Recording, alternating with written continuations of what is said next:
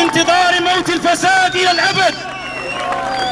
ها هو شعبنا مستمر في مسيراته مع حركته المجيدة التاريخية العظيمة 20 فبراير التي ولدت لكي تبقى.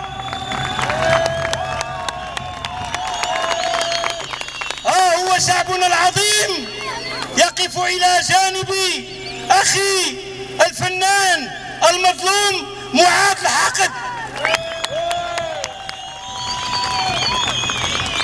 لقد صوروا الانتخابات بطريقة نزيهة وشفافة، إنه تزوير شفاف مثل صناديق التزوير التي رأى كل واحد منا أنهم يراهنون على ربح الوقت.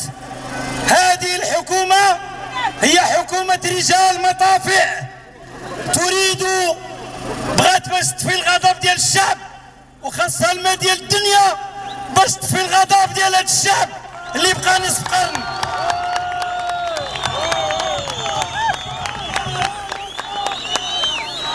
عاش الشعب، عاش الشعب، عاش الشعب، عاش الشعب، عاش الشعب، عاش الشعب.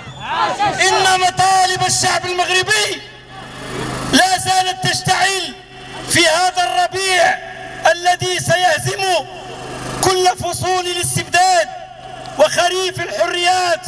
الحرية للمغاربة، الحرية لمعتقلي 20 فبراير، الحرية للصحافة، الحرية لهذه السماء، الحرية لهذه الأرض، الحرية للطيور، الحرية لشعبنا العظيم. حرية حرية حرية حرية حرية حرية.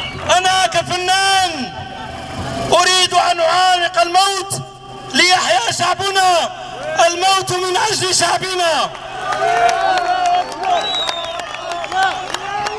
لقد سقط الخوف، لقد هرب الخوف من قلوب هذا الشعب المظلوم، والخوف اليوم في قلوب الطغاة، في قلوب المستبدين، في قلوب الظالمين.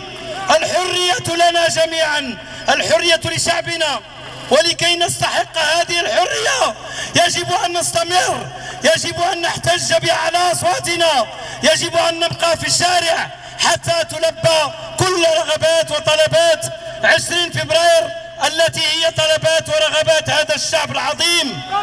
الحرية لهذا الشعب، حرية حرية حرية حرية حرية حرية حرية.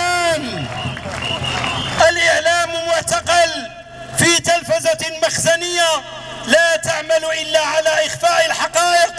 ها هي هذه الوجوه، وانظروا إلى شعبنا العظيم، يقف كل هذا الشعب في كل أرجاء هذا البلد المظلوم لنستمر جميعا في هذه المسيرات التاريخية حتى ننتزع الحرية. الحرية لا تقدم هدية، الحرية تنتزع انتزاعا. شكرا على هذه الوقفة التاريخية، والحرية للحق.